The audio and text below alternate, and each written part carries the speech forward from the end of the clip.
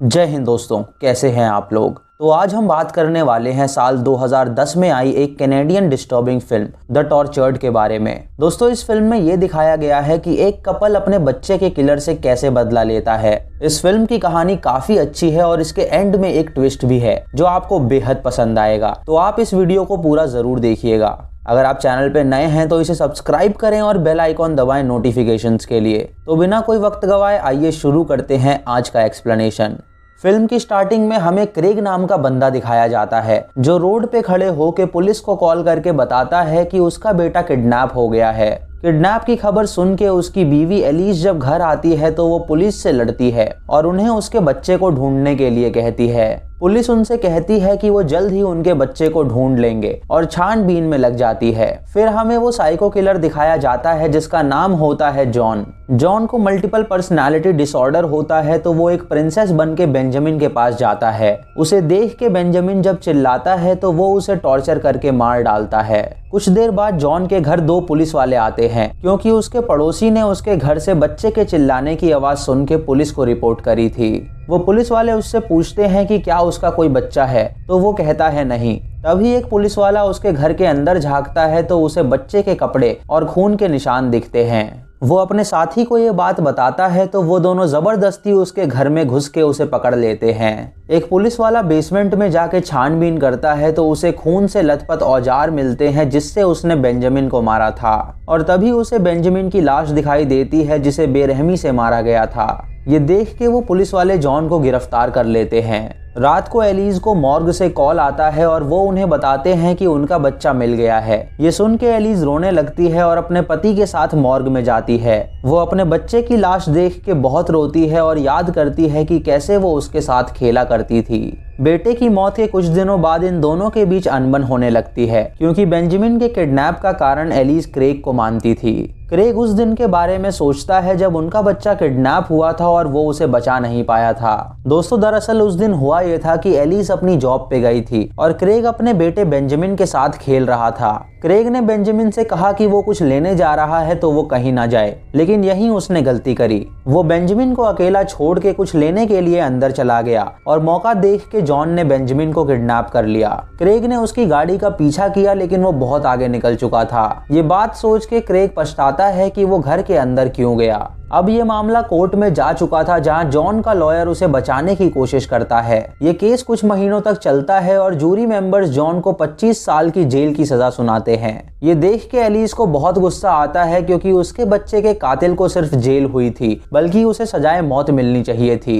Alice Craig से कहती है कि वो जॉन को जान से मारना चाहती है तो क्रेग उसे डांटता है और कहता है कि वो अपने होश में नहीं है। कुछ दिनों बाद एलिस क्रेग को छोड़ के चली जाती है क्योंकि उन दोनों के बीच काफी दूरियां आ गई थी। इसी बीच क्रेग खुदकुशी करने की कोशिश करता है लेकिन वो ये नहीं कर पाता। एक रात वो अपनी बीवी के पास जाके उसे बताता है कि वो भी जॉन को मारना चाहता है तो वो दोनों उसे किडनैप करने का प्लान बनाते हैं। अगले दिन जॉन एक एम्बुलेंस से कुछ दवाइयां चुराता है जिससे वो जॉन को टॉर्चर कर सकें। फिर वो जॉन के जेल के बाहर जाके उस पर नजर रखते हैं क्योंकि उस दिन जॉन को दूसरी जेल में शिफ्ट किया जा रहा था और इसी बीच उन्हें उसे किडनैप करना था। रास्ते में जॉन को ले जाने वाले ऑफिसर्स कॉफी पीने के लिए रुकते हैं तो एलिस चुपके से उनकी कॉफी में जमाल घोटा मिला देती है। कुछ देर बाद उन लोगों को रास्ते में ही रुकना पड़ता है तो मौके का फायदा उठा के क्रेग उनकी वैन लेके निकल जाता है। वो काफी डरा हुआ होता है तो वो तेज गाड़ी चलाता है। तभी उसकी गाड़ी के आगे एक हिरन आ जाता है जिससे वो पलट जाती है और उसका एक्सीडेंट हो जाता है। तभी एलिस वहां आके क्रेग को गाड़ी से बाहर निकालती है और वो ठीक होता है। वो लोग देखते हैं कि जॉन दूर कहीं पड़ा हुआ है और एक्सीडेंट के कारण उसका चेहरा डिस्ट्रॉय हो गया है। वो दोनों उसे उठा के एक पुराने कैबिन में ले जाते हैं जो जंगलों के बीच होता है। वो दोनों उसे बेसमेंट में बांध के कहते हैं कि वो उसे तड़पा तड़पा के मारेंगे क्योंकि वो उनके बेटे का कातिल है। क्रेग उससे कहता है कि उसने उसे ड्रग्स दिया है जिससे वो सब फील कर पाएगा। वो उसे ड्रग्स की कुछ बूंदे पिलाता है जिससे वो दर्द को ज्यादा महसूस कर सके। उसके बाद एलिस उसके मुंह पे एक मुक्का मारती है जिससे जॉन को बहुत दर्द होता है। रात को क्रेग बेसमेंट में जाके जॉन के पेन किलर की तार काट देता है ताकि उसे ज्यादा दर्द महसूस हो। वो जलती हुई सिगरेट उसके पेट पे बुझाता है जिससे उसे बहुत दर्द होता है। वो उसके जंजीर की चाबी उसके ऊपर लटका देता है और कहता है कि अगर वो भाग सके तो भाग ले। उसी रात को क्रेग और एलिस बहुत दिनों बाद नजदीक आते हैं क्योंकि वो दोनों अब खुश थे। अगले दिन वो दोनों बेसमेंट में जाके जॉन के पेट को एक गर्म रॉड से जलाते हैं, जिससे उसका पेट जल जाता है और उसे बहुत दर्द होता है। एलिस ये टॉर्चर देख के क्रेग को रोकती है और उल्टी करती है। वो क्रेग से कहती है कि वो ये नहीं कर सकती, तो क्रेग उसे समझाता है कि उनका बेटा भी इसी तरह तड़पा होगा और उस मॉन्स्टर को उस पे जरा भी रहम नहीं आई होगी, तो वो क्यों उस पे रहम करें। उसके बाद क्रेग जॉन के कान में एक सुई लगाता है, जिससे उसके दिमाग पे बहुत जोर पड़ता है और उसके कान से खून निकलने लगता है, जिससे उसे बहुत दर्द होता है। वो दोनों उसे रात भर टॉर्चर करते हैं, जिससे वो अधमरा सा हो जाता है।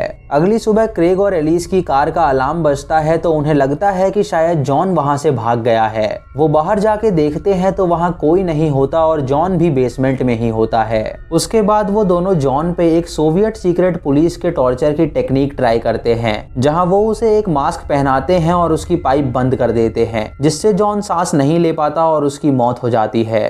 ये देख के वो दोनों हैरान हो जाते हैं और उसे वापस जिंदा करने की कोशिश करते हैं, ताकि वो उसे और टॉर्चर कर सकें। तभी उनके कैबिन में कोई आता है, तो एलिस उसे अटेंड करने जाती है। वो आदमी एलिस को बताता है कि वो यहीं पास ही में रहता है और किसी के चिल्लाने की आवाज सुन के वो यहाँ आया है। एलिस उसे कहती है कि वो एक रियल एस्टेट एजेंट है जो अपने क्लाइंट को ये घर दिखाने आई है और यहाँ उन दोनों के अलावा और कोई नहीं है। इधर बेसमेंट में क्रेग जॉन को पंप करके जिंदा कर देता है और उसके बाद ऊपर जाता है। क्रेग को देख के उस आदमी को लगता है कि शायद एलिस सच कह रही है और क्रेग ही उसका क्लाइंट है, तो वो वहां से चला जाता है। उसके बाद ये दोनों वापस जॉन के पास जाते हैं, तो जॉन इनसे कहता है कि वो सब कुछ भूल गया है और वो दोनों उसे टॉर्चर क्यों कर रहे हैं।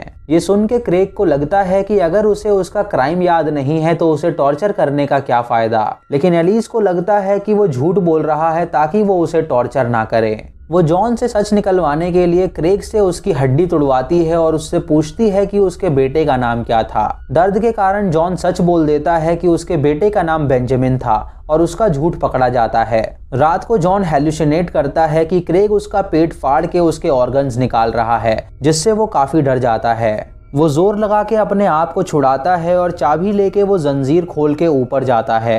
इधर पुलिस को वो वैन मिल जाती है, लेकिन उसके अंदर जॉन नहीं होता, तो वो उसी जंगल में उसे ढूंढने के लिए निकल जाते हैं। इधर एलिस जॉन के कदमों की आवाज सुनती है और उस पे हमला कर देती है। क्रेग भी उसे पकड़ता है, लेकिन वो क्रेग को धक्का दे के बाहर निकल जाता है। इधर जंगल में छानबीन के दौरान पुलिस को जॉन मिल जाता है और वो उसे गिरफ्तार कर लेते हैं। अब दोस्तों, इस सीन के बाद इस फिल्म में एक ट्विस्ट दिखाया जाता है, तो आप उसे ध्यान से सुनिएगा। हमें दिखाया जाता है कि उस दिन उस वैन में एक नहीं बल्कि दो लोग थे।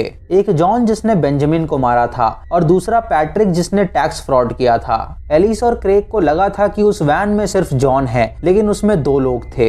एक्सीडेंट के बाद जिस आदमी को वो साथ ले गए वो पैट्रिक था। उन्होंने समझा कि वो जॉन है, बल्कि असली जॉन तो सही सलामत था, जो उनके जाने के बाद गाड़ी से बाहर निकल के भाग गया।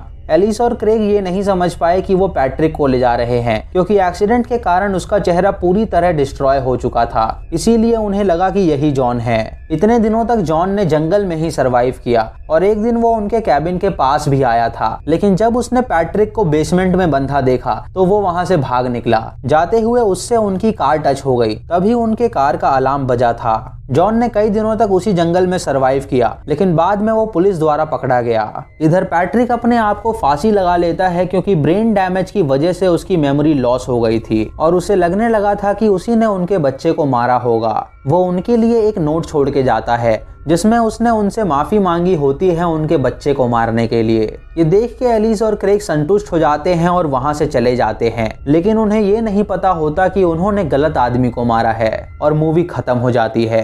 दोस्तों, आगे जब न्यूज के द्वारा इन्हें पता चलेगा कि इन्होंने गलत आदमी को मारा है तो इन्हें बहुत बुरा लगेगा। तो दोस्तों, ये थी इस फिल्म की कहानी, जहां एलिस और क्रेग ने अपने बेटे के कातिल से बदला लेना चाहा, लेकिन लैक ऑफ इंफॉर्मेशन की वजह से उन्होंने गलत आदमी को मार डाला। दोस्तों, आपके मन में एक सवाल जरूर होगा कि पैट्रिक को उनके बेटे का नाम कैसे पता चला। तो इसका जवाब बिल्कुल सिंपल है। पैट्रिक और जॉन एक ही वैन में जा रहे थे, तो जाहिर सी बात है उनके बीच में उनके क्राइम के बारे में बातें हुई होगी, जहाँ जॉन ने पैट्रिक को बताया होगा कि उसने बेंजामिन नाम के लड़के को मारा है और शायद तभी पैट्रिक को उसका नाम याद था। तो दोस्तों, ये थी आज की वीडियो। अगर आपको वीडियो पसंद आई हो तो आप हमें कमेंट सेक्शन में जरूर बताएं। आप यस और नो में जवाब दे सकते हैं। अगर आप चैनल पे नए हैं तो इसे सब्सक्राइब करें और बेल आइकॉन दबाएं नोटिफिकेशंस के लिए। और मूवी लिंक्स के लिए आप हमें टेलीग्राम या इंस्टाग्राम पे फॉलो कर सकते हैं। दोस्तों, अगर वीडियो अच्छी लगी हो तो लाइक और शेयर जरूर करिएगा। तो मैं मिलता हूँ आपको अगली वीडियो में। तब तक के लिए जय हिंद।